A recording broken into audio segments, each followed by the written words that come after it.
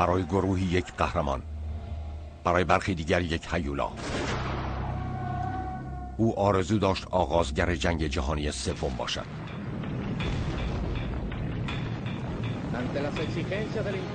CIA و نیروهای ویژه آمریکا برای براندازیش توطئه کردند.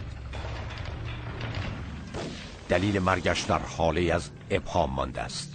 جسدش را مخفیانه در گورستانی گمنام دفن کردند. مردی را که آنها آرزو می‌کردند جهان فراموشش کند به یک اسطوره بدل شده است.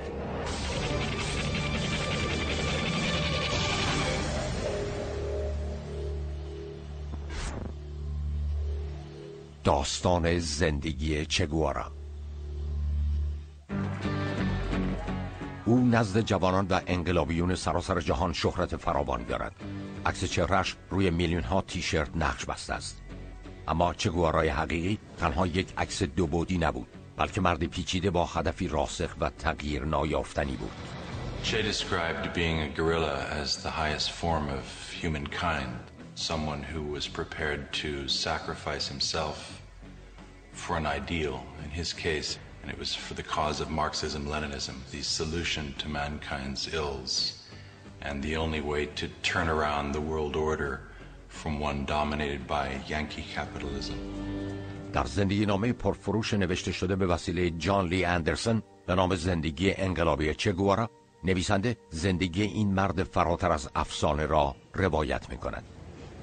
First and foremost, I wanted to know what had led this well-born son of an affluent old Argentine family, a son of the middle class, with everything going for him, to leave that comfortable existence and become the most implacable, well-known revolutionary of his day.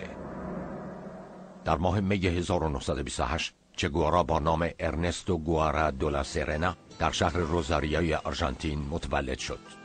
Ernesto Guevara Lynch was Che's father. Celia was from an illustrious Spanish family. They were considered to be of the upper class. کارلوس فیگوئرا دوست دوران کودکی ارنستوس. Ernesto didn't discriminate.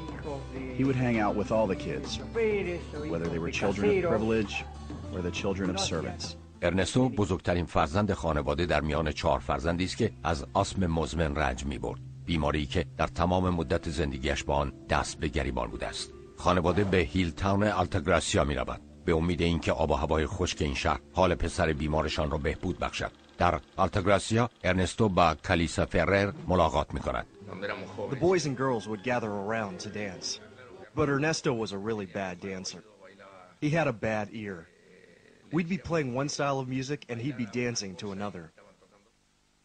The adolescent Ernesto was known for being hypersexual. His first experience was with the family maid. He would try to seduce any woman of any shape, age, or appearance.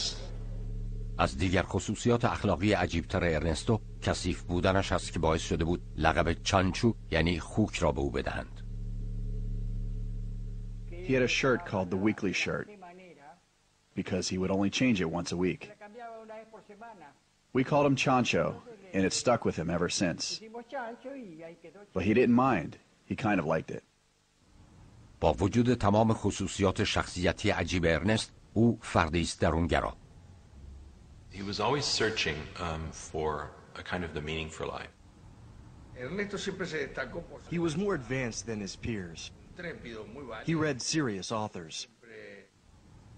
Nehru and Gandhi and Steinbeck and Faulkner and Mussolini. He was a voracious reader. ارنستو با وجود ثبت نام در دانشکده پزشکی در عمل از طریق سفرهایش به کشورهای عقب مانده آمریکای لاتین تحصیل و دانش اندوزی کرده است. Alberto Granado was an older student. He proposed that the two take off for a journey by motorbike the length of Latin America. It was a quest to look beyond the privileged confines that were his birthright. ارنستو با رها کردن تحصیلات پزشکیش به همراه آلبرتو با یک موتور کهنه نورتون که اسمش را لاپوند روسا گذاشته بودند در 4 ژانویه 1952 سفرشان را آغاز کردند. تنها چیزی که دیده میشد خاک روی جاده و خودمون بودیم سوار بر موتوری که در سفرمون به سمت شمال در حرکت بودیم. They traveled down to Patagonia and across to Chile, where La Poderosa finally gave out. آنها موتورها را کنار گذاشته و با سوار شدن بر وانت‌ها و کامیون‌های باری که به شیلی می‌رفتند به سفر خود ادامه می‌دهند. They traveled up to see the world's greatest open-pit copper mine, Chuquicamata, which loomed large in the imaginations of Latin Americans in the time because it was U.S.-owned and run. It was this notion of the kind of monstrous capitalist enterprise exploiting the local workers. شرکت‌های آمریکایی همچون آناکوندا و کنکات امتیاز انحصاری صنعت معدن شیلی را در اختیار دارند. American companies went to Latin America for 2 reasons: cheap raw materials and cheap wages. To a young nationalist and a young idealist of the early 1950s, it would be very hard to look upon U.S. policies as practiced in Latin America kindly. He saw something that he hadn't seen before. He saw the face of poverty. Ernesto, being who he was terribly bothered by what he had seen. از شیلی ارنستو و آلبرتو به سوی پرو و از آنجا به ونزوئلا سفر می‌کنند. بعد از 7 ماه سفر آلبرتو تصمیم می‌گیرد در ونزوئلا بماند و ارنستو به زادگاهش بوئنوس آیرس باز می‌گردد تا آخرین سال تحصیلات پزشکیش را با آگاهی اجتماعی تازه‌ای ادامه دهد. چگوارا می‌گفت تمام این سرگردانی ما در آمریکایی که با حرف ای بزرگ نوشته می‌شود منو بیش از اون چه فکر می‌کردم منقلب می‌کرد. When he finished medical school, he said, "See, you thought I couldn't do it, but I graduated. So pack your bags, because we're going to be leaving soon." ارنستو و کالیکا عازم بولیوی میشوند و در راه مسافران جوان دیگری هم به آنها میپیوندند. They were students. They had invited us to see Guatemala. ارنستو شیفته شور و شوق سیاسی دانشجویان و اوضاع گواتمالا می شود که در آن رئیس جمهور جاکوبو آربنز تلاش می کند از طریق اصلاحات ارضی انقلابی اجتماعی به وجود آورد. Arbenz was intent on nationalizing the unused land of the major U.S. banana and fruit companies, particularly United Fruit. Of course, United Fruit was a company that had very close ties to the Eisenhower administration. The Secretary of State, John Foster Dulles, had been on the board of United Fruit. John Foster Dulles was the brother of Allen Dulles, the director of the CIA. United Fruit paid a very skilled public relations specialist to kind of whip up a frenzy about the threat of communism in this small, impoverished country of Guatemala. 24 دسامبر 1953 در تمام منطقه شایع شده که ارنستو به گواتمالا رسیده است. چندی بعد با یک دختر پرویی به نام هیلدا گادیا آشنا می شود. Hilda immediately became besotted with him. She had even went to the point where she pawned some jewelry in order to keep him in his hostels. And eventually they began sleeping together. هیلدا ارنستو را به طرفداران یک وکیل کوبایی 26 ساله به نام فیدل کاسترو معرفی می کند. او رهبری حمله به سربازخانه‌های مونکادا، دومین پادگان بزرگ کوبا را بر عهده داشت. طی این حمله شجاعانه هدف او سرنگونی رئیس جمهور کوبا ژنرال فولگنسیو باتیستا است. Many of the people that attacked the barracks, a lot of whom were students, former students, workers, organizers, a lot of them were killed, tortured, killed. The ones that survived, including Fidel Castro and his brother, were sentenced to prison. کاسترو در حال گذراندن 15 سال محکومیت خود است، اما ارنستو به شدت تحت تاثیر این مرد قرار گرفته. ارنستو برخلاف دوستان کوباییش در قید و بند هیچ ایدئولوژی خاصی نیست، اما برکناری آربنز رئیس جمهور گواتمالا نظرش را عوض می کند. The first CIA-sponsored coup in Latin America took place in Guatemala in 1954. And essentially the army got scared and told Arbenz that he had to resign, and he did. کاستیلو آرماس در 27 ژوئن 1954 به قدرت می‌رسد. از دید اکثر مردم او دست نشانده آمریکاست. او کمونیست‌های مشکوک و تمام افرادی را که با حکومت سابق در ارتباط بودند دستگیر می‌کنند. ارنستو را نیز تهدید به زندان و اعدام می‌کنند و این در حالی است که او در سفارت آرژانتین پناهنده شده است. He came away convinced that the United States was, as he famously later called it, the enemy of humanity. چه گوارا معتقد است جاکوب اربنز قبل از تجاوز رسمی آمریکا و در صدد تبلیغات قاره‌ای از کار برکنار شده بود. از این پس ارنستو خود را یک مارکسیست می‌داند. Communism seemed to offer a way forward and a ready-made ideology for the kind of new society that could rise from the ashes of the old. Ernesto Guevara, he left Guatemala a very radicalized individual, looking now for a revolution he could fight in. در ماه سپتامبر 1954 مانند هر چپگرای دیگری ارنست چه گوارا راهی مکزیکو سیتی می شود، جایی که رئیس جمهورش کاردناس با موفقیت مناطق نفتخیزش را در دهه 30 میلادی ملی کرده بود. Mexico had a historic standing as one of the countries on the flank of the United States who had stood up to Yankee imperialism at the turn of the century. ارنستو با دوستان کوباییش دیدار می کند و با راول کاسترو آشنا می شود. او بعد از 22 ماه در حبس و زندان برای ایفای نقش در حمله به مونکادا به مکزیکو سیتی آمده است تا سازمان فیدل که متعلق به برادر بزرگترش می باشد را احیا کند. They liked one another. He was a Marxist as opposed to Fidel who was still in prison. باتیستا سرانجام تسلیم فشار بین المللی می شود و کاسترو را تنها بعد از 2 سال از محکومیتش از زندان آزاد می کند. او نیز به مکزیکو سیتی می رود. This was a person who had tried to overthrow a dictatorship by the force of arms, and what a lot of people consider almost like a brazen, crazy attack on the Moncada barracks. Now he was exiled from his homeland, and guess what? He was organizing to try and go back and do the same thing. ارنستو چه گوارا برخلاف فیدل کاسترو یک انقلابی کمونیست و جدی است. He'd gotten into the rough and ready politics of his day and had positioned himself as a patriot and nationalist. He was not yet a Marxist-Leninist. آگوست 1955 ارنستو مشتاق دیدار مردی است که چنین شوری در پیروانش به وجود آورده بود و از راول درخواست می‌کند ترتیب این ملاقات را بدهد. ملاقاتی که تمام شب ادامه یافت. در خاطرات چه نویسنده میگوید یک چهره سیاسی جدید با فیدل کاسترو انقلابی کوبایی ملاقات میکند. مردی جوان باهوش با اعتماد به نفس بسیار زیاد و بی نهایت بی‌پروا. فکر میکنم هم فکری و همدلی فراوانی بین آنها به وجود آمد.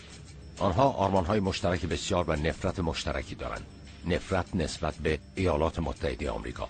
از ارنستو دعوت می شود تا به جنبش 26 جولای که حمله به مونکادو در آن تاریخ انجام شده بود ملحق شود.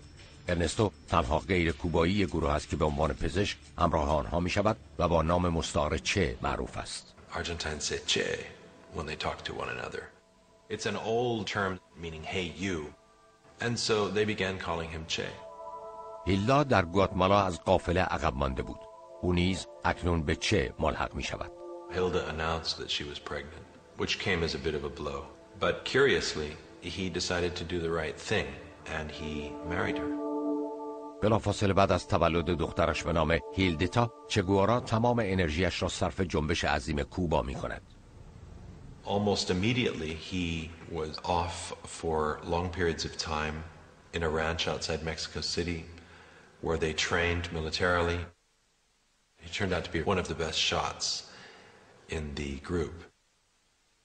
به زودی این خبر همه جا میپیچد و چه گوارا و فیدل کاسترو به همراه اکثر اعضای جنبش 26 جولای که در مکزیکو سیتی ساکن هستند دستگیر و زندانی میشوند. بعد از 1 ماه آنها از زندان آزاد میگردند و پس از آزادی جنبش مخفیانه و به صورت زیرزمینی به فعالیتش ادامه میدهد. فیدل کاسترو به برنامه‌هایش برای سرنگونی باتیستا ادامه میدهد و یک قایق کوچک کهنه به نام مادر بزرگ و به ارزش $15,000 خریداری می‌کند تا ارتش کوچک 82 نفره خود را از مکزیک به کوبا ببرد.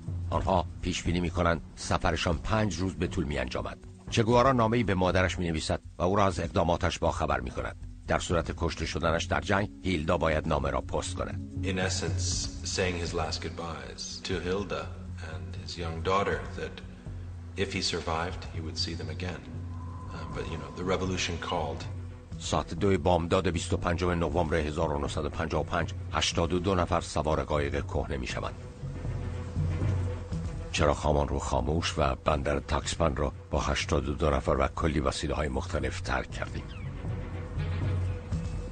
حرفای فیدل کم کم رنگ واقعیت به خودش می گرفت. در 1956 یا آزاد میشیم یا جانمون رو فدا میکنیم. His cause was revolution in Latin America. The next objective was Cuba, to liberate Cuba. And he had ceased to call himself Ernesto Guevara. He had become Che. برای 27 ساله به فیدل کاسترو و 80 نفر دیگر در سفری مسلحانه به قصد سرنگونی رئیس جمهور کوبا باتیستا ملحق شده است. در 25 نوامبر 1955 ارتش کوچک آنها سوار بر قایقی کهنه به نام مادر بزرگ می شوند و به سوی هاوانا به حرکت در می آیند. 90 مایل دورتر از ساحل فلوریدا جزیره کوبا از صنعت توریست شکوفایی برخوردار است. Havana was the whorehouse of the Caribbean. It was a place where Americans went on dirty weekends. There were live sex shows, showgirls. It was full of prostitutes, drugs. It was a carnival atmosphere to which a lot of American tourists flocked. And there were some very positive aspects of it, but there was another Cuba, and the other Cuba was a Cuba that was basically run militarily by dictatorship. با وجود طرفداری دولت آیزنهاور از باتیستا، اکثر کوبایی‌ها او را دیکتاتوری خونخوار می‌دانند. Fulgencio Batista was as much of a thug as ever governed a Latin American country. He was somebody who was considered beholden to U.S. economic interest, to the interests of the U.S. mafia in Cuba. سفر دریایی 7 روزه بر روی قایق پرتلاطم است. وضعیت کلی قایق خنده‌دار بود و از جهتی اسف‌انگیز. مردانی با چهره‌های مضطرب که دستاشون بر شکمشون بود و بعضیا سرشون در سطح و برخی دیگر در عجیب‌ترین وضعیت‌ها دراز کشیده بودند و حالشون به هم خورده بود و قادر به حرکت نبودند. It was an unmitigated disaster. They lost their bearings, they lost a man overboard, later saved him. When they eventually reached the coast of Cuba, they landed in the wrong place. سرانجام آنها در روز روشن و 2 روز دیرتر به کوبا می‌رسند. با نزدیک شدن به لاس کولوراداس، قایقشان با یک تپه شنی برخورد می‌کند.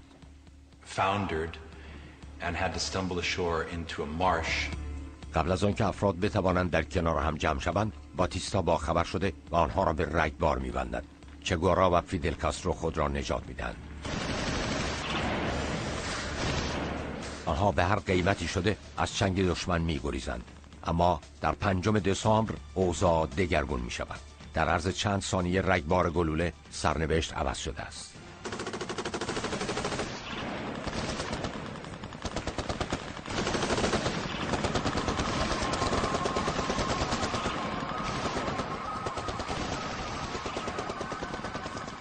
در این شرایط مرگبار عملکرد احمقانه یک چریک همه چیز را در هم می‌ریزد. او در حالی که پشت ساقه‌های نیشکر پنهان شده بود دستخوش احساسات شده و به اختیار فریاد کشید: حمله کنید و نگذارید آنها جان سالم به در ببرند. More than 2/3 were massacred immediately. Che was wounded in the neck. He had to make a split-second choice between taking with him his rifle and ammunition or the first aid kit. He left the first aid kit and took the ammunition.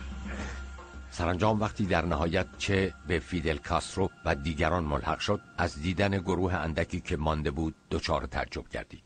Only 17 of the original 82 men on board the Granma, amongst them Che and the Castro brothers, Fidel and Raul, were amongst the survivors.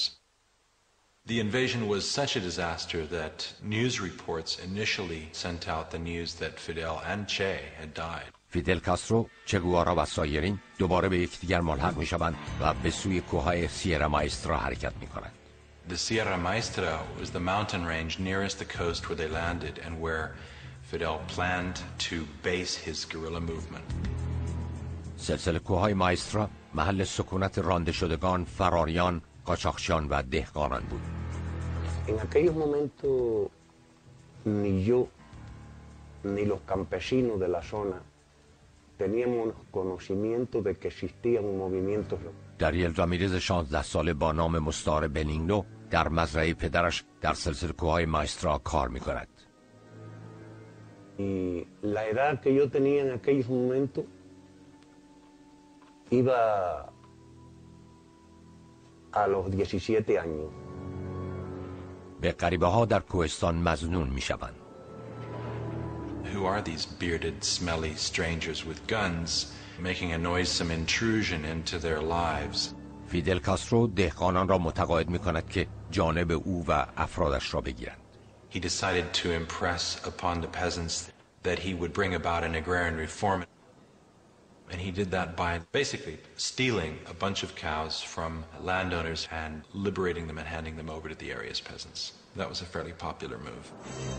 کاسترو تصمیم می‌گیرد تا حضور شورشیان را تثبیت کند و برای حمله به یک پایگاه نظامی محلی نقشه می‌ریزد.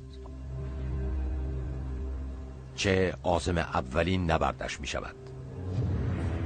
در 22 ژانویه 1957 شورشیان در سر راه یک گشت نظامی کمین می‌کنند.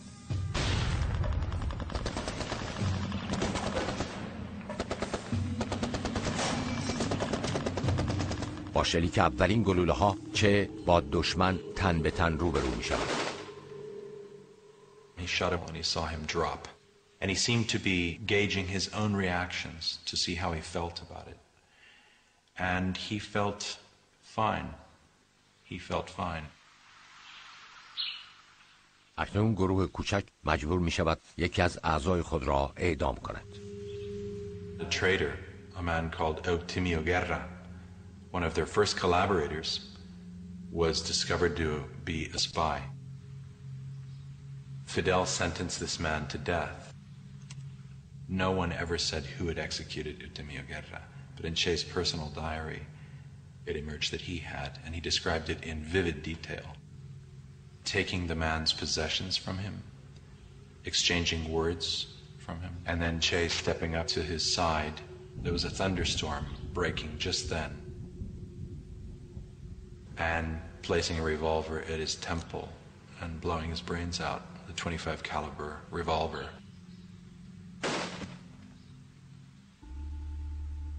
Che inspected the entry and exit wound, very much the doctor writing down that he had slept fine with what he had done.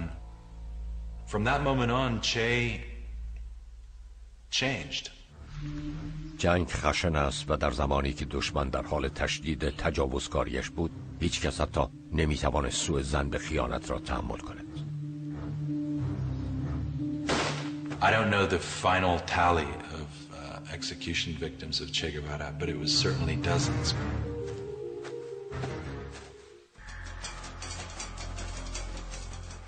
فوریه 1957 گروه کوچکی از انقلابیون به رهبری فیدل کاسترو در جنگل‌های کوبا پنهان شدند که در مسیر خود با احتیاط از دام ارتش که در صدد دستگیری آنها هستند می‌گریزند. از سوی دیگر خشونت و سنگدلی چه گوارا نیز گروه انقلابی را پرآوازه می‌کند. افراد فیدل کاسترو و عملکردشان پس از چندی توجه مطبوعات را به خود جلب می‌کند. A newspaper editor named Herbert Matthews from the New York Times, who had got smuggled up to meet him. Castro gave the impression to Herbert Matthews that he had like 100 to 150 men. در حالی که ارتش شورشی مقتدر او فقط از 20 نفر تشکیل شده بود. مقاله یک ماه بعد منتشر می شود و اعلام می کنند که فیدل کاسترو و چه گوارا از حملات اولیه نیروهای باتیستا جان سالم به در بردند و نهضتشان در سلسله کوههای مایسترا در حال پیشروی است. در پاسخ به این خبر باتیستا 1500 نظامی برای از پای درآوردن شورشیان اعزام می کنند. On March 25th, Batista's army arrived at my house. They surrounded my home and opened fire because I had been reported as a collaborator with the rebel army. They killed my wife. That's why I joined the rebel army. در 26 جولای اعضای شهرنشین گروه فیدل دست به کار می‌شوند.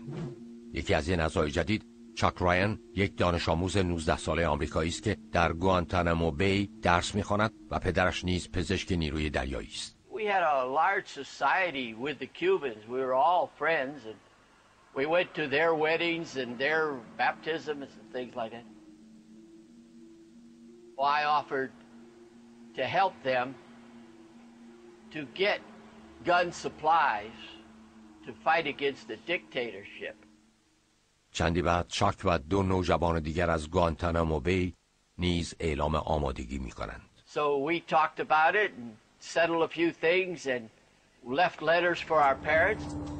نوجوانان آمریکایی به همراه 50 عضو جدید دیگر به سلسله کوههای ماسترا می‌روند.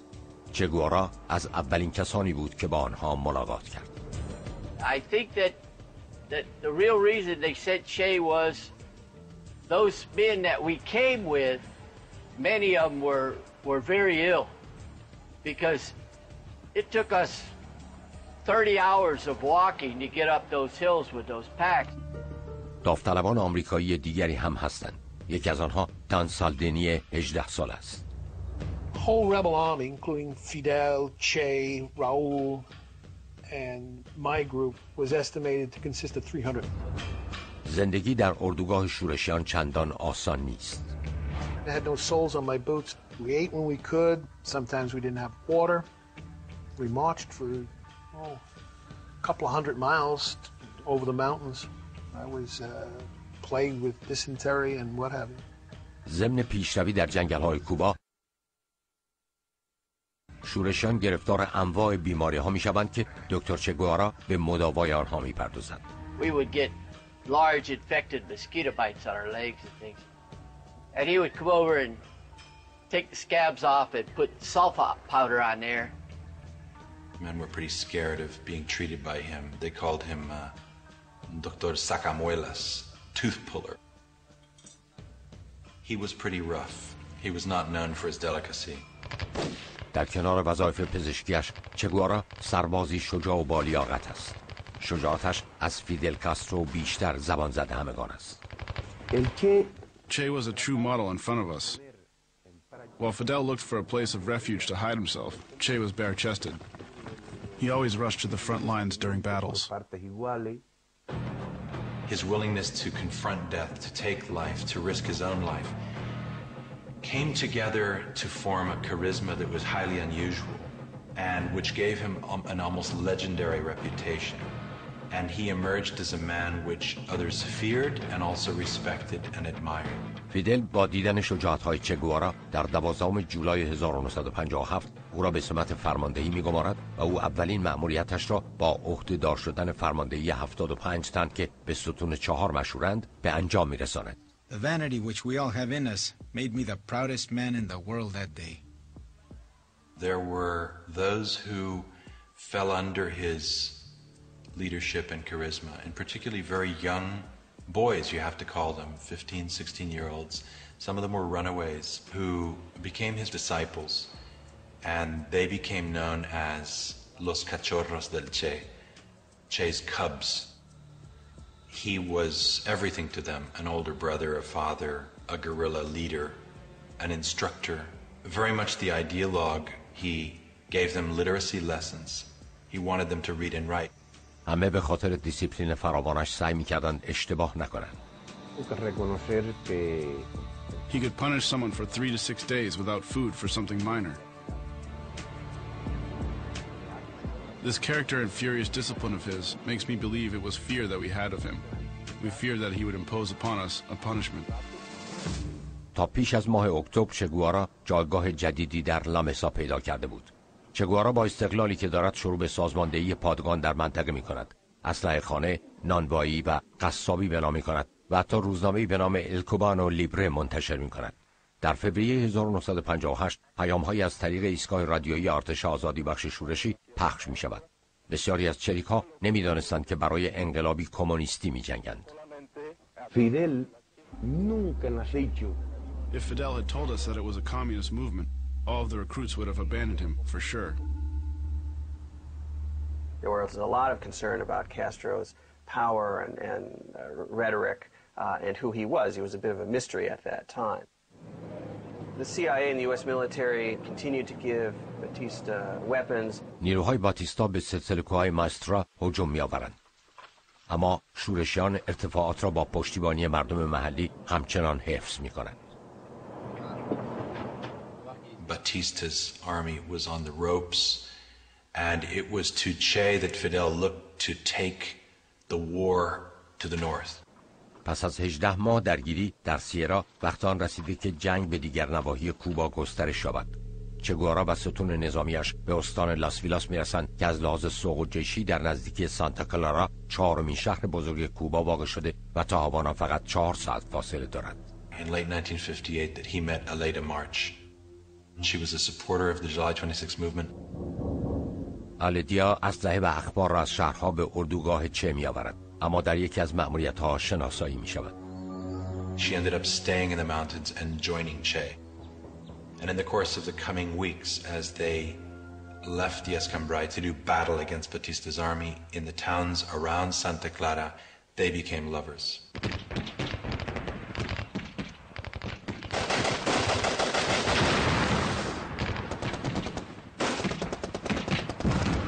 فیدل کاسترو و ارتش شورشیش که اکنون شامل 800 نفر هستند از استان اورینته حرکت خود را آغاز می‌کنند و چه گوارا با استفاده از تاکتیک‌های چریکی جنگی روانی به پادگان‌های ارتش دشمن حمله می‌کند تا دشمن را فراری دهد.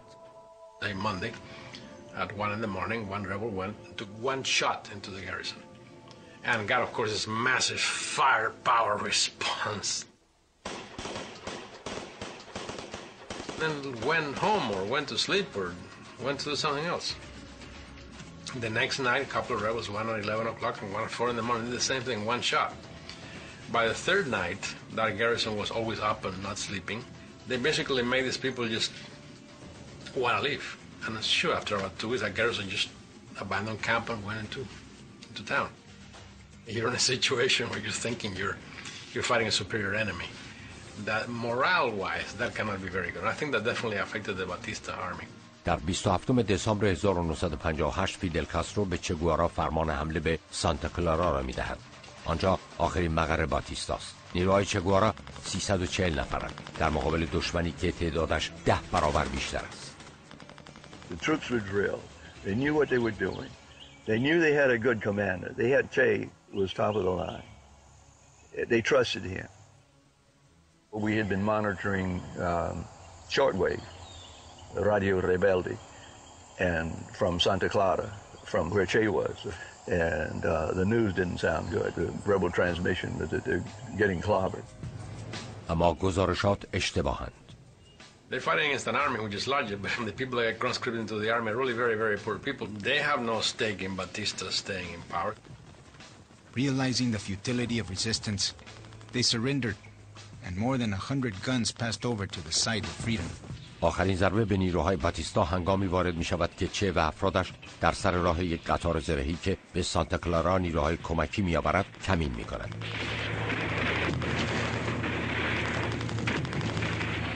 December 31st, 1958, Batista fled Havana with his entourage and several millions of dollars in cash.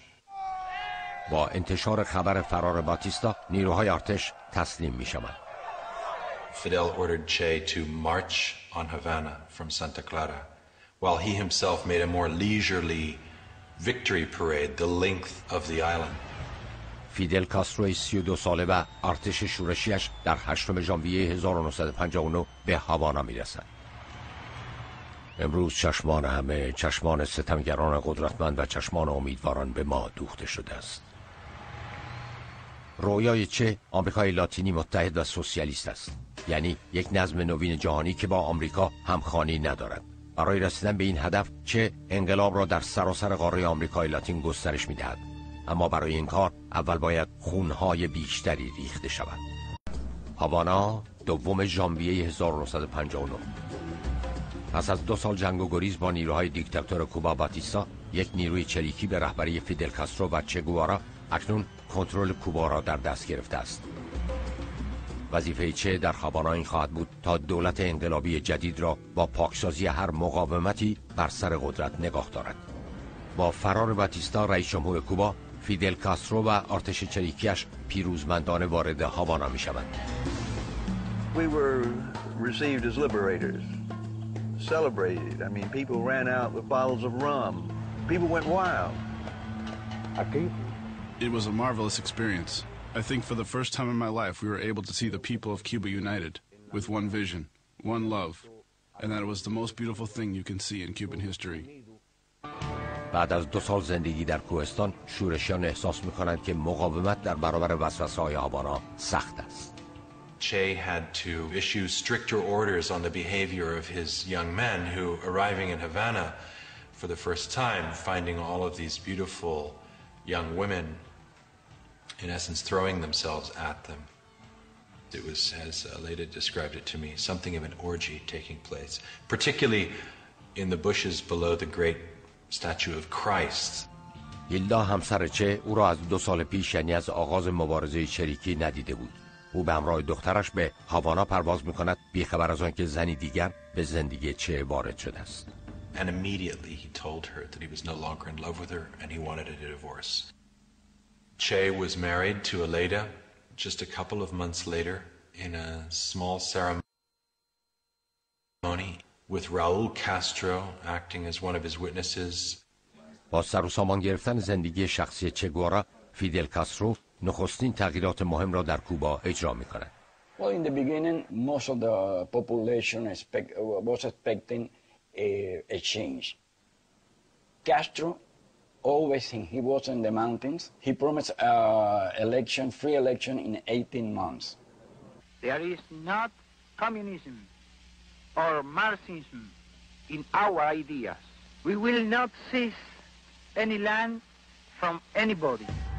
در 16 فوریه، 2 ماه پس از پیروزی شورشیان، فیدل کاسترو سوگند نخست وزیری می‌خورد، اما انتخاباتی هرگز برگزار نمی‌شود. Then certain segments of the professional class and the elite and the middle class began to view Fidel Castro and his regime with suspicion. There was a debate that started almost from the day Castro took power about whether he was a communist or not. And part of this debate focused on Che Guevara, who obviously did get on the radar screen pretty quickly of the CIA. فیدل کاسترو از ترس آنکه اتحاد با یک کمونیست موقعیتش را به خطر می‌اندازد، چه گوارا را از خود دور نگاه می‌دارد. He ordered Che to take over the La Cabaña fortress, which is an old colonial garrison overlooking Havana Harbor and the city. That was where the war criminals were tried. چه دستور اعدام مجرمین را صادر می‌کند. In essence, carrying on with what he had been doing in the war. Summary trials for torturers, for men accused of war crimes, and carrying out their firing squad executions in La Cabaña.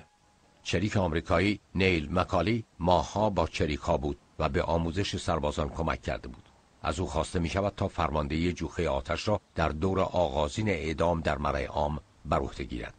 I said, look, this is a matter for Cubans. You guys do it. He said, no, but look, they make a mess of it. We need somebody who's at least going to hit the mark. I was prevailed upon. I didn't mind. I mean, I'm glad to shoot these guys. And so I walked out there. I took command of the firing squad. I directed them against him. And I mean, this time, killed him. And then the next guy who came up, I took that one too.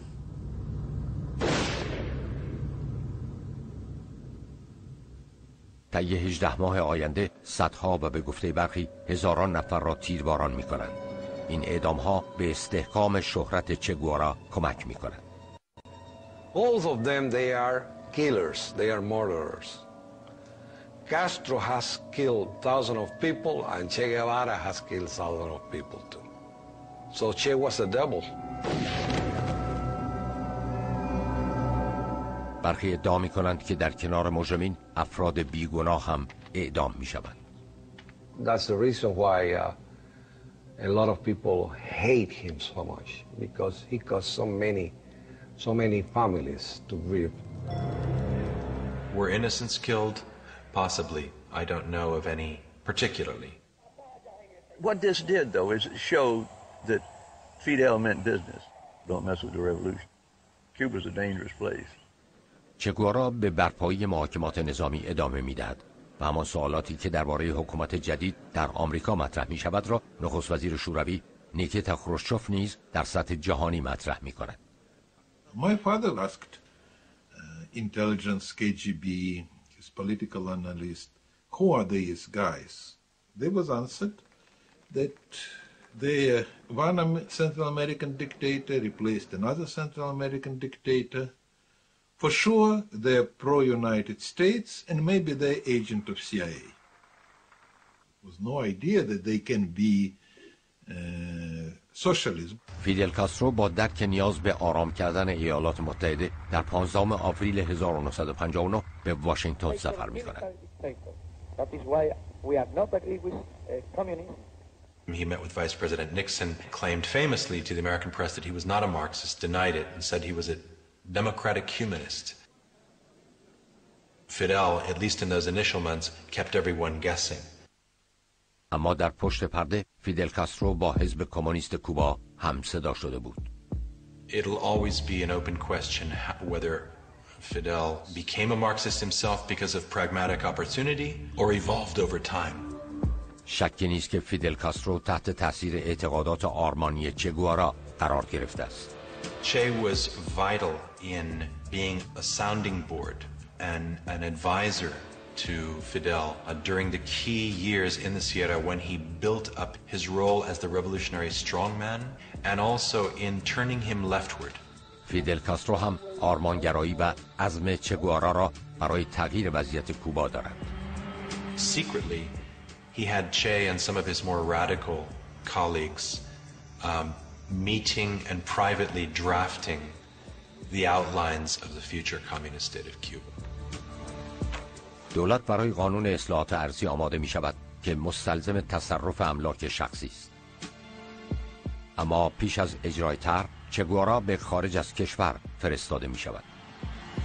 So to American spies watching Cuba and even a lot of Cubans, they thought that Fidel has marginalized Che. He's gotten that radical out of the way. در 12 جون 1959 چگوارا کوبا را به قصد دیدار از آسیا، آفریقا و اروپا ترک می کند و ضمن دیدار از اتحاد جماهیر شوروی پیشنهاد خرید میلیون ها تن شکر از کوبا را که آمریکایی ها نپذیرفته بودند به آنها می دهد. It was the rule of the Cold War, even that you don't think that these people will be your allies or your friends, but if they're trying to do something negative to your enemy, you have to help them. شوروی با خرید آنچه آمریکا خودداری کرده بود موافقت می‌کند. They need weapons, so Soviet Union started to sell their old Soviet tanks and some fighters, airplanes. شوروی حتی به آنها نفت هم می‌دهد که پالایشگاه‌های آمریکایی کوبا از پالایش آن خودداری می‌کنند. Che had a public face and a clandestine existence, which was understood and encouraged by Fidel. و او پاداشش را میداد. از این پس چگوارا نقش جدید و مهمی را در سمت ریاست بخش صنعتی سازی ایفا می کند و به سمت ریاست کل بانک ملی کوبا نیز منصوب می شود. He showed his disdain for the mercantile world and money by merely signing the Cuban bank bills. Che. To me, it was an insult to the Cuban people when he signed the first currency, and he signed Che Guevara. That was an insult. ساختار سرمایه‌داری کوبا به پایان حیاتش نزدیک می شود. Castro, he decreased the standard of living, so instead of making richer everybody, he made poor everybody. در 7 ماه می 1959 فیدل کاسترو لایحه اصلاحات ارضی را امضا می کند و نخستین توقیف وسیع دارایی‌های ملکی انجام می شود. The people, they start to see the reality, what's coming on. And pretty soon, the Cubans, they start the exodus to Miami. با فرار هزاران نفر از کوبا، ارنستو طرحی افراطی تر در پیش می گیرد. The favorite argument of Che's was that in order for Cuba to become truly politically sever, and it had to become economically independent of the United States. And the only way to do that was to sever all economic links with the United States. ایالات متحده آمریکا میلیاردها دلار در کوبا سرمایه گذاری کرده است. Everything was owned by the United States. The electricity company, the ports, the mines, the twice daily airline shuttle to Miami, the television stations. وقتی آمریکا از پالایش نفت کوبا خودداری کرد، فیدل کاسترو تمام شرکت‌های نفت خارجی دیگر را ملی می‌کند. آمریکا هم در پاسخ تمام روابط دیپلماتیک خود با کوبا را قطع می‌کند. به فاصله کمتر از 10 ماه بعد از آن تمام شرکت‌های آمریکایی توقیف می‌شوند. واشنگتن در مقابله با این کار صادرات به کوبا را تحریم می‌کند. تنش‌ها در روابط با آمریکا بالا می‌گیرد و در کوبا هر مخالفتی با رژیم به منزله اقدام ضد انقلابی است و جرم محسوب می‌شود. حتی دینداری هم امری ناپسند است. ده‌ها کشیش کاتولیک از جزیره تبعید می‌شوند. Over a Bible, they promise to fight until we had Cuba free or until death. And mainly the founders of that organization, my organization, they die in front of the firing squad. The killings were terrible, everywhere. I didn't want to live under a regime like that, and my wife didn't want to. با فرار هزاران نفر از کوبا، صحنه نبرد برای مقابله با آمریکا مهیا می شود. تحمل دولت انقلابی فیدل کاسترو دیگر غیر ممکن بود. Frankly, he's uncontrollable. And that was the key. We cannot control him. You see the clear CIA memoranda saying Fidel Castro has to be eliminated and the Cuban Revolution has to be rolled back, and we need to go forward with a plan to overthrow the Castro government. با محقق شدن آرزوی چگوارا برای سوسیالیست شدن کوبا، پرزیدنت آیزنهاور پشت درهای بسته تشکیل جلسه می‌دهد. زمان عمل فرا رسیده است. جنگی خوفناک در آستانه شروع است. فاصله 1 سال بعد از به قدرت رسیدن فیدل کاسترو، اقتصاد سرمایه‌داری کوبا فرو می‌ریزد. چگوارا مستقیما درگیر توقیف اراضی می‌شود و منافع خارجی ملی می‌شوند. هزاران کوبایی به فکر خروج از کشورند. روابط میان کوبا و آمریکا تیره می‌گردد و کوبا چشم به اتحاد جماهیر شوروی می‌دوزد.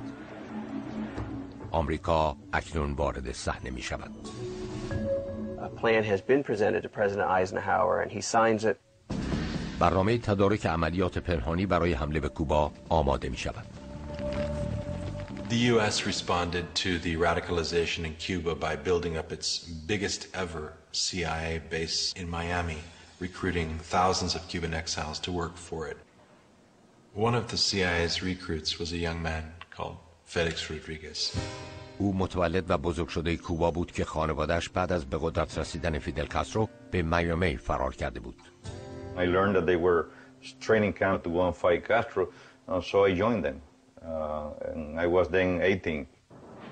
CIA تبعیدی‌های کوبایی در گواتمالا را آموزش می‌دهد و گروهی کوچکتر هم به کوبا اعزام می‌شود. Our team infiltrated Cuba before the invasion to work with the resistance. در ایالات متحده مراسم تحلیف جان اف کندی در 20 ژانویه 1961 انجام می‌گیرد.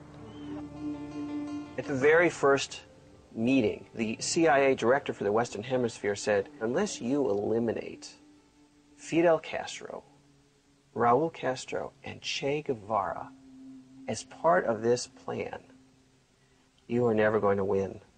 This is going to be one long, drawn-out affair. کندی موافقت می‌کند. او نه تنها از طرح CIA برای حمله به کوبا، بلکه از توطئه‌های ترور هم حمایت خواهد کرد. So, in August of 1960, a very high CIA official named Richard Bissell authorized the CIA to create poison pills that would then be sent to mafia contacts inside Cuba and somehow put in Fidel's food. علیرغم ناکام ماندن تلاش‌ها برای ترور فیدل، حمله به کوبا در 15 آوریل 1961 آغاز می‌شود. It was in the course of the fighting that Fidel finally showed his true colors and announced that he was socialist, Marxist-Leninist, that the regime henceforth was going to be allied to the Soviet Union. فیدل کاسترو چگوارا را به فرماندهی ارتش غربی منصوب می‌کند. اما حمله از جانب جنوب در منطقه‌ای به نام پلایا گیرون یا خلیج خوک ها شروع می شود. در 17 آوریل 1961 با نزدیک شدن ارتش متشکل از 1500 تبعیدی کوبایی که تیپ 2506 نام داشت، نیروی هوایی کاسترو قایق‌هایشان را غرق می‌کند. We was waiting some support, like air support, Navy support, but nothing of that happened. Within 48 hours, this force was largely decimated. چه گوارا از میدان نبرد دور بود، اما افتخار غلبه بر آمریکایی‌ها نصیب او و فیدل کاسترو می‌شود. And they were heroes for everybody, at school, in the universities, on the Soviet leadership. این حمله برای رئیس جمهور آمریکا یک فاجعه است. There was a famous meeting between Che Guevara and a Kennedy aide named Richard Goodwin. The first thing he said to Goodwin was, "Thank you for the Bay of Pigs. It allowed our revolution to consolidate. Before the invasion, we were a somewhat fragmented, young government. But after the revolution, our victory and the kind of nationalist fervor that your invasion caused has allowed us to truly move forward far more stronger than we had been before." It backfired in every conceivable way possible. فیدل کاسترو و چه متقاعد شدند که آمریکا دوباره حمله خواهد کرد و به این خاطر از شوروی تقاضای کمک کردند. My father told, we cannot protect Cuba using our conventional forces. So it must be signal. If you invade Cuba, you will be in trouble because we are serious. The last discussion about deploying missiles in Cuba, it was in Che Guevara and Khrushchev. موشک‌های شوروی به سرعت در کوبا نصب می‌شوند. It was a very, very dangerous time. فیدل کاسترو و چه گوارا شوروی را زیر فشار قرار می‌دهند تا در صورت حمله زمینی آمریکا موشک‌ها را پرتاب کنند.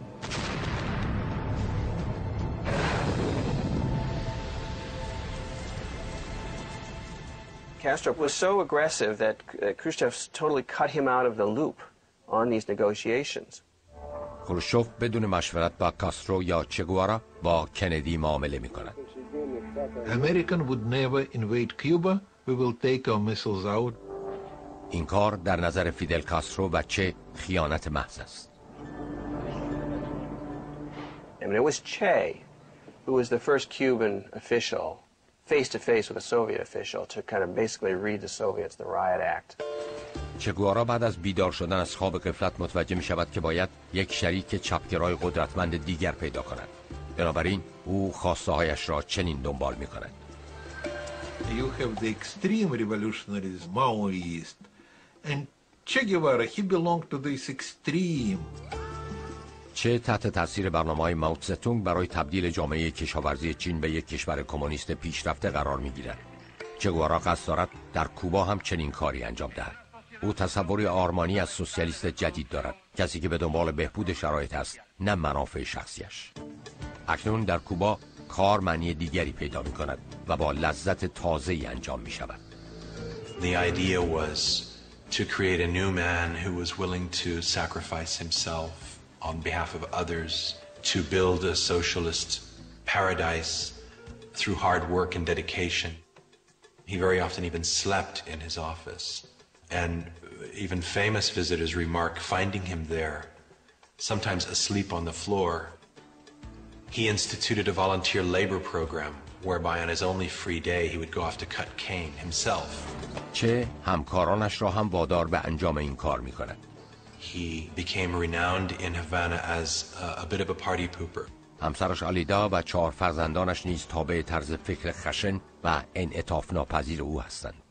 He was austere and severe at home. He refused to let his wife Aleda have the benefits of his ministry car. She had to take the bus. If she was given a gift by a foreign dignitary, she had to return them. چه گوارا برنامه‌های پرماجرای دیگری هم در سر داشت. Che wanted to focus much more on international revolution. So he began to revive his hopes of extending the socialist revolution to other parts of Latin America as a way to create breathing space, open up a new lung for Cuba in the hemisphere.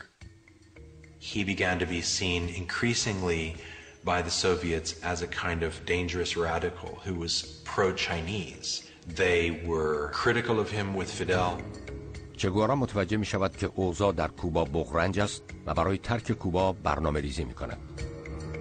Che understood that Fidel was entirely now dependent on the Soviet Union economically, and it was up to him to sally forth and revolutionize the socialist world. جهت نیل به این هدف او باید با شوروی رو در رو شود، رابطه‌اش را با فیدل کاسترو به خطر اندازد و خود را به خط مقدم برساند.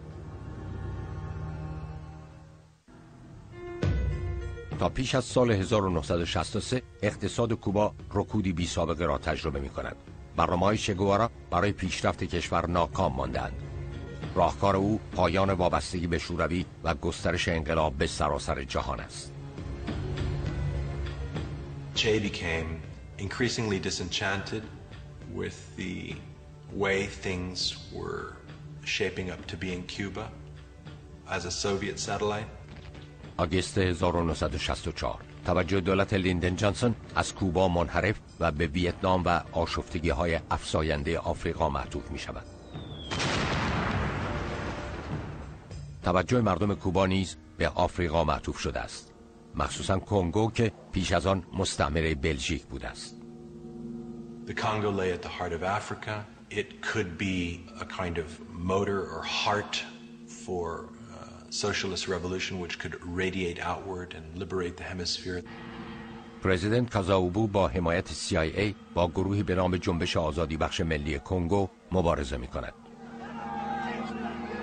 The CIA creates an army of about, on average, 1,000 mercenaries, half from South Africa and Rhodesia, the other half from Europe. And the Cubans felt that they should go and support the forces who were fighting the United States-backed groups. The impression Che Guevara got was of a revolt that was still very strong and with very committed leaders. چگوارا با در نظر گرفتن کنگو به عنوان مکانی مستعد انقلاب به نیویورک و کشوری که مدت‌ها آن را خار می‌شمرد می‌رود. He came to the United States in December of 1964 and addressed the United Nations. Total de los artefactos termonucleares y apoyamos la celebración de una conferencia de todos los países del mundo para llevar a cabo estas aspiraciones de los pueblos. چگوارا با لباس سربازی سبز رنگ انقلاب کوبا دخالت آمریکا در ویتنام و کشمکش در کنگو را مورد انتقاد قرار می‌دهد. پس از آن در برنامه رو در روی با ملت حاضر می‌شود. چگوارا به الجزیره در شمال آفریقا می‌رود و در آنجا در یک سخنرانی آشکارا از اتحاد جماهیر شوروی انتقاد می‌کند. Che, in essence, broke his sword with the Soviets. وقتی ارنستو به هاوانا باز می‌گردد با فیدل کاسترو پشت درهای بسته تشکیل جلسه می‌دهد. Having blasted the Soviets, who were, after all, the hand that fed Cuba, having bitten them in the hand, Fidel had to say, Che,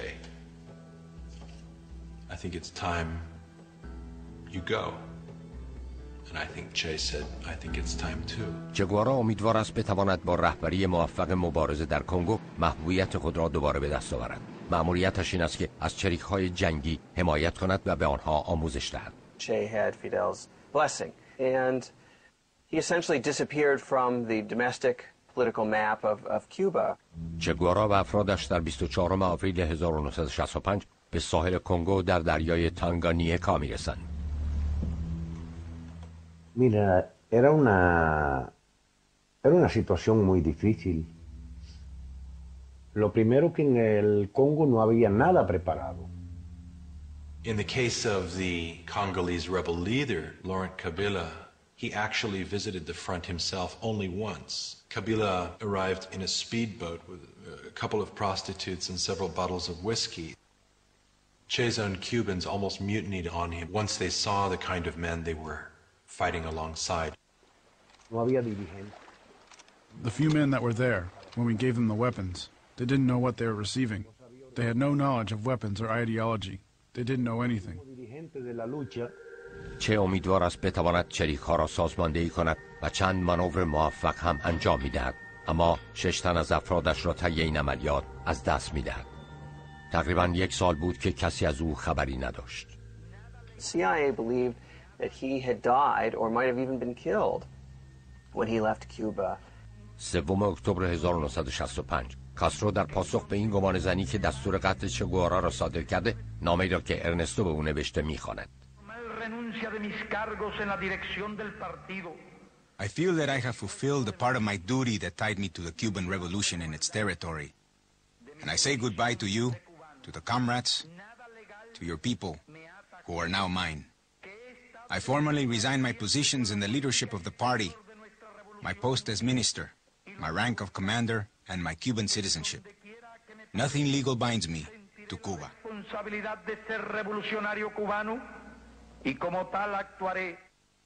چه انتظار نداشت نامش در انظار عموم خوانده شود. Y resulta que ya no lo era. The day that Fidel read that letter is when we found out about it. It was a very difficult moment. He was neither the Cuban nor African leader. Che himself was going through a very dark period. While there, he received the news that his mother had died. He was very close to his mother, and that was really hard on him. He had turned into a withdrawn man. He didn't talk. He was always alone, sitting on a tree trunk. He was in a bad mood and he spoke very little with us. در اواسط اکتبر نیروهای دولتی و مزدوران پیشرفت می‌کنند. His camp was nearly overrun. Rebel resistance collapsed. And at the same time, what you have is the decision of the government of Tanzania that they're no longer going to support this war. فیدل کاسترو چه گوارا را ملزم می‌کند مأموریت را ترک و جنگجویانش را به کوبا برگرداند. Their retreat from the Congo was ignominious. That's how he himself described it. They just barely escaped with their lives. چه با اعتراف به شکست برای مدتی در سفارت تانزانیا پنهان می شود و سپس به خانه امنی در پراگ می رود. Fidel sent couriers to him, urging him to reconsider and return. Che refused. He refused to go back to Cuba after having given his word that he would go off and, if necessary, die to lead other revolutions elsewhere. After some time, Fidel told Che that he had brokered a deal with the head of the Bolivian Communist Party for him to go to Bolivia.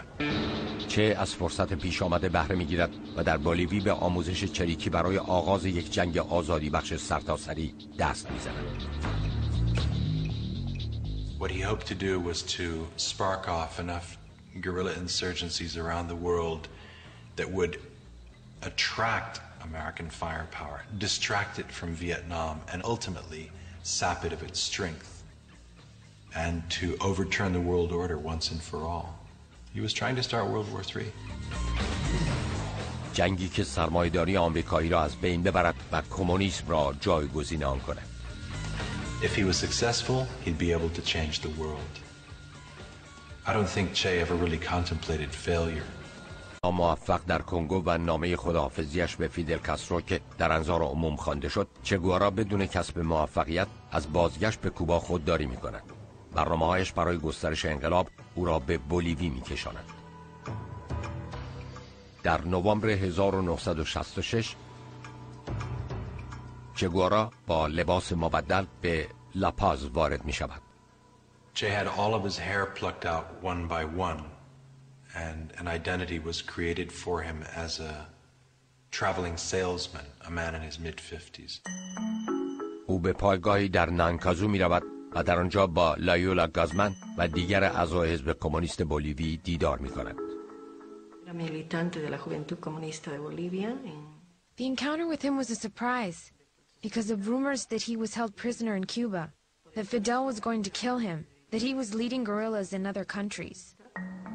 چه گوارا مأموریت جنگی را برای گروه تشریح می کند.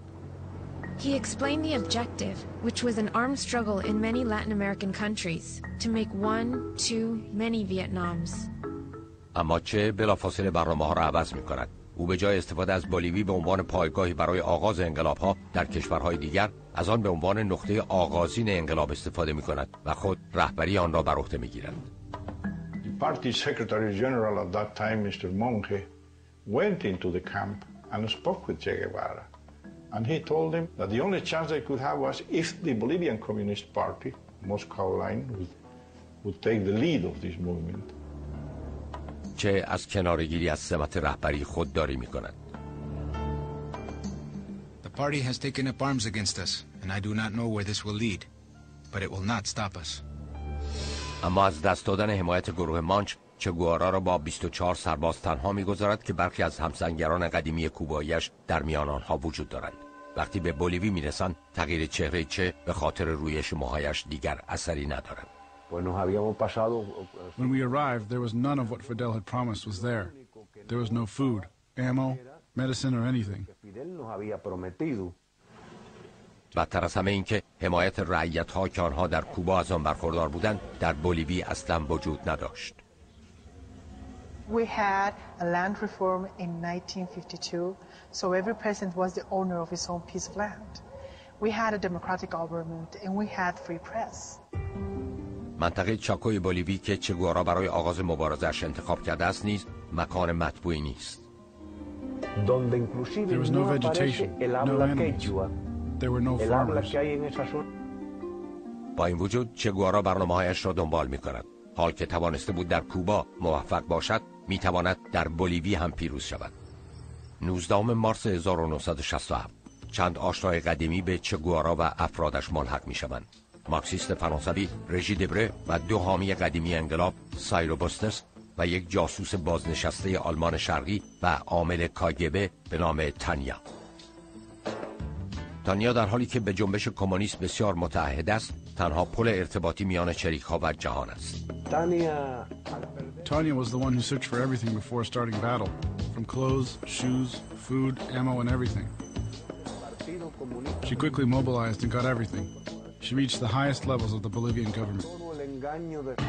اما در یکی از سفرهایش به جنگل شناسایی می شود. تانیا مجبور می شود پیش چریک‌ها بماند، ولی شرایط برای برخی بسیار سخت است. The first informations came from deserters, but that confirmed the information about foreigners in the region, armed and with the intentions of creating a guerrilla force. ارتش یک نیروی گشتی متشکل از 40 نفر را به منطقه اعزام می‌کند. And that patrol was ambushed by the guerrillas.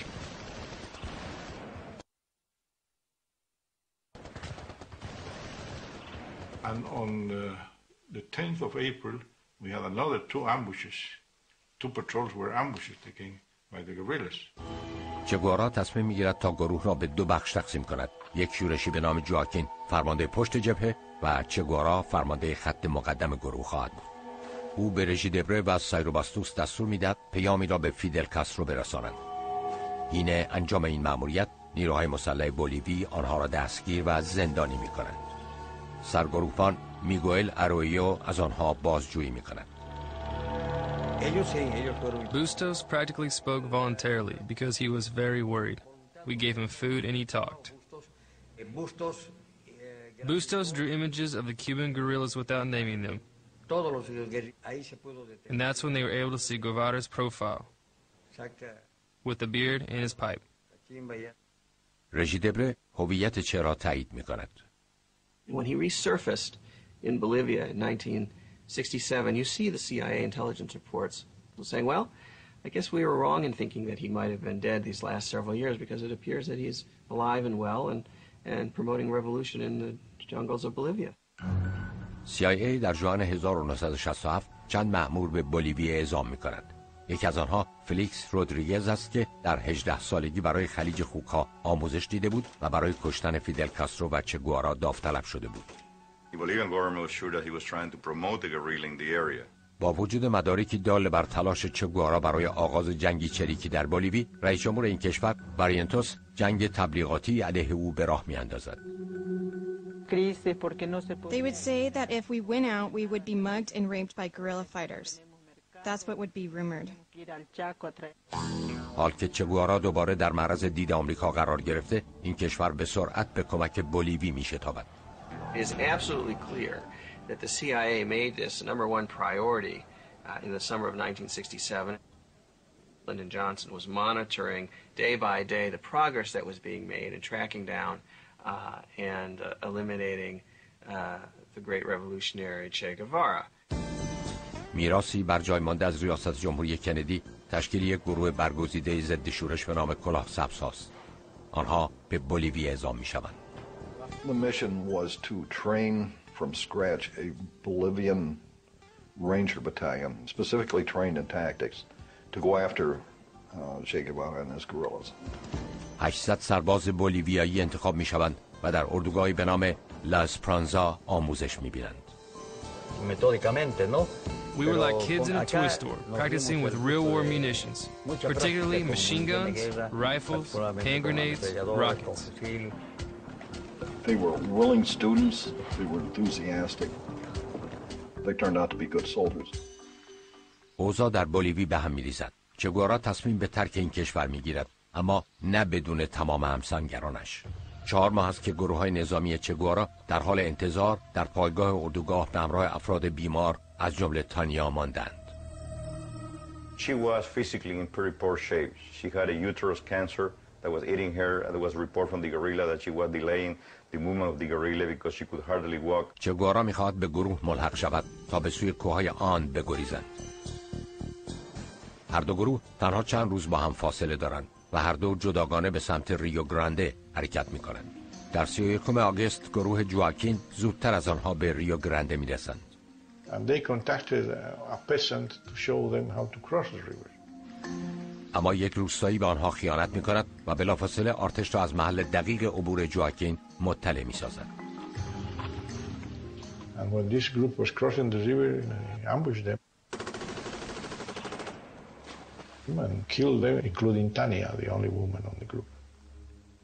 She was shot through both arms, went through the whole body, and her body went right into the water. And basically, the whole guerrilla was annihilated, with the exception of 2 guys. Once his comrades in the second column were wiped out, the story of Che Guevara in Bolivia was really a survival story after that. A kind of epic journey. They moved from a beastly hot, thorny wilderness up into the high Andes, underfed, under ambush, sick. 10 ماه است که چه گوارای 39 ساله و افرادش در حال عبور از میان جنگل‌های صعب العبور بولیوی هستند. Che had lost almost half his body weight. His hair was matted and long. His men were hallucinating. Juan Pablo Chan was practically blind. Paco was now crazy. He was mentally insane. Really didn't want to fight anymore. It was all terrible. چه بنینگو را برای تأمین تدارکات اعزام می‌کند. وقتی به روستای لاهیگیرا می‌رسند، دشمن در کمین نشسته بود.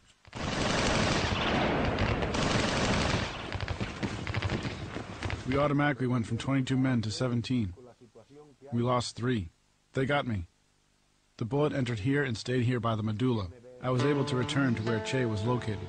چریک‌ها در حالی که شدیداً خسته هستند، به کندی از میان دره‌ای تنگ در نزدیکی لاهیگیرا عبور می‌کنند.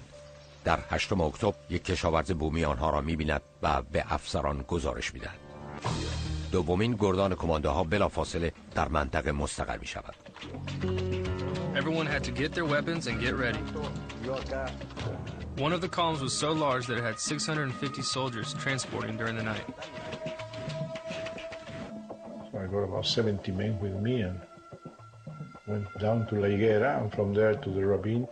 کماندوهای بولیویایی از کوه پایین میآیند و چه گوارا متوجه می شود که او و مردانش به تله افتادند. آنها چاره‌ای جز جنگیدن ندارند. We received 5 from the guerrillas. 2 soldiers were killed. So we started fighting.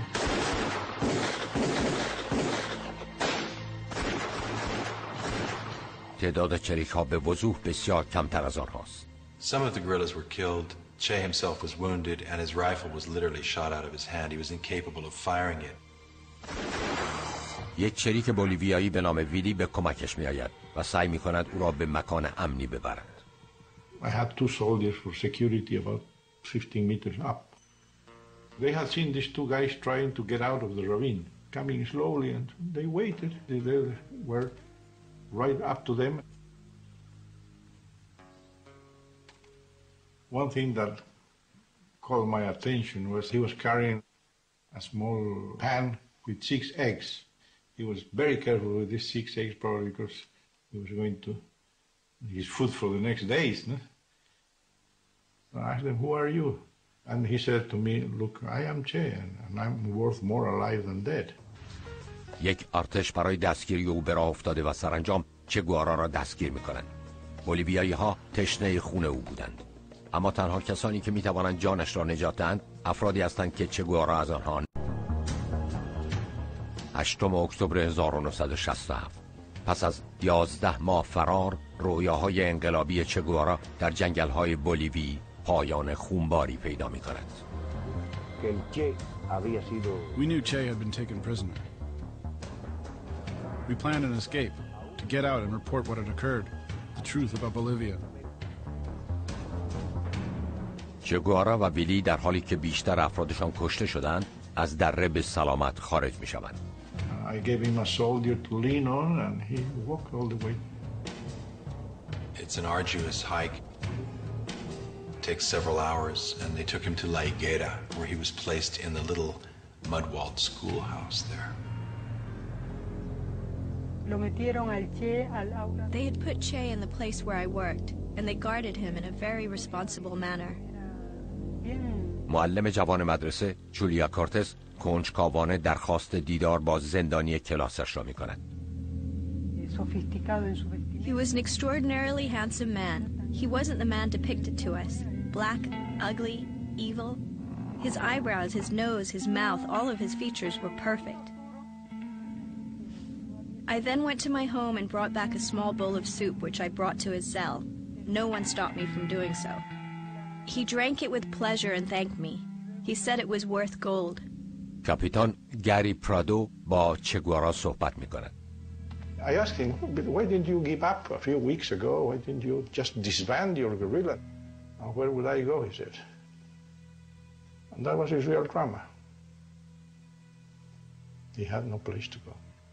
مأمور CIA فلیکس رودریگز و دیگر فرماندهان بولیویایی در والاگرانده از دستگیری چه مطلع می‌شوند. That evening we celebrated. I bought a couple of bottles of scotch and they celebrated. روز بعد فلیکس رودریگز و سرهنگ بولیویایی زلنتو به لا هیگوئرا میرسند.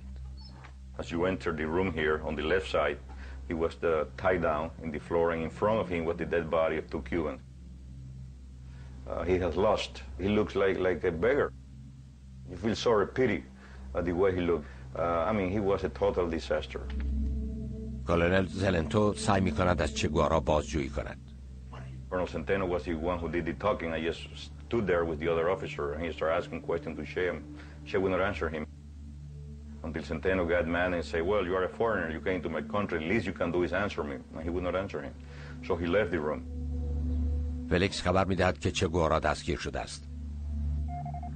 این خبر باید توسط پایگاه‌های CIA در کشورهای مختلف آمریکای جنوبی منتشر می‌شد و ساعت‌ها به طول می‌انجامید تا به واشنگتن برسد.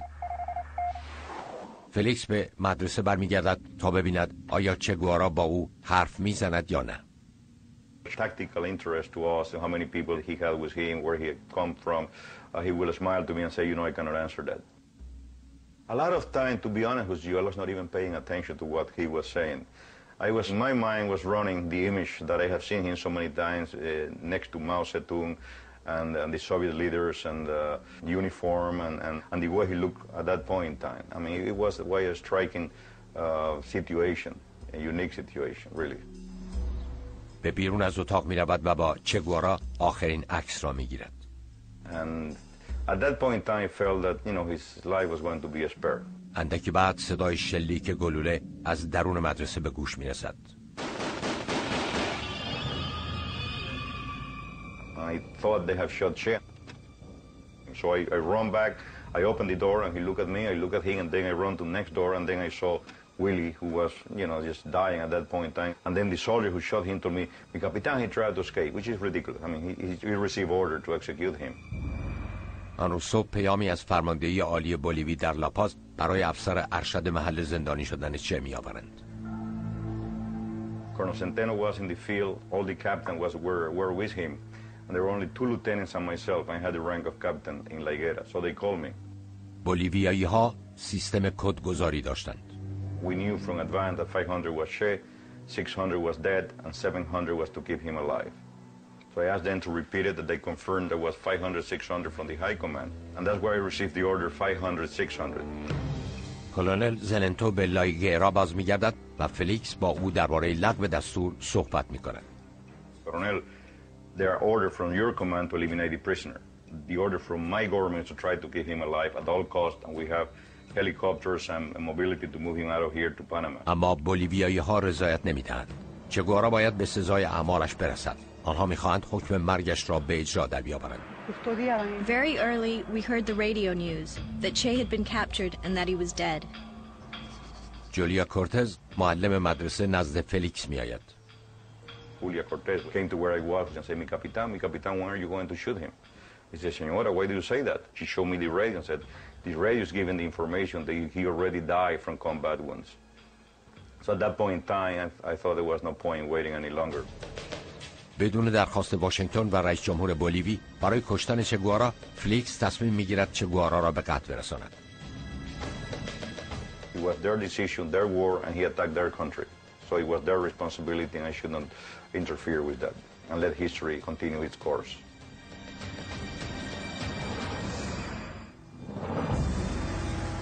تنها یک روز بعد از دستگیری چه گوارا، دولت بولیوی دستور مرگ او را صادر می‌کند. گزارش‌های خبری به دروغ اعلام می‌کنند که او در جنگ کشته شده است. چه گوارا در حالی که با جسد همسنگرانش در سلولی زندانی شده، در انتظار سرنوشت خویش است.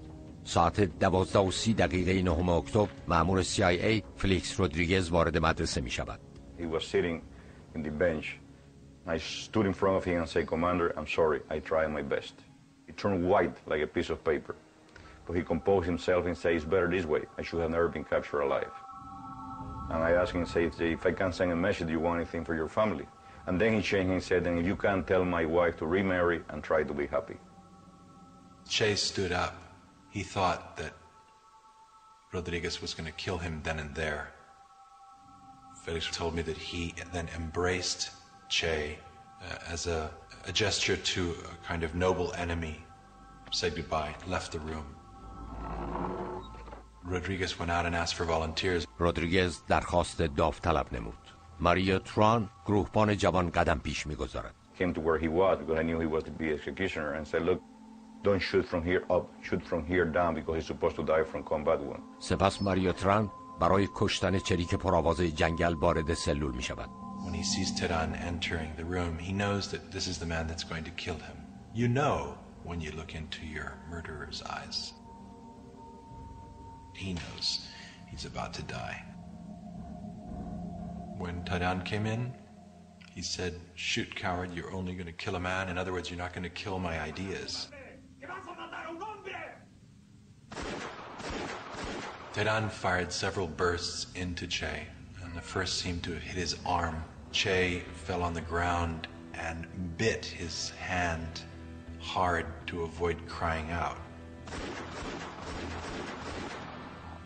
And then Teran finished him off with another burst, something like 9 bullets that entered his body. The fatal bullet entered his thorax, and he asphyxiated on his own blood.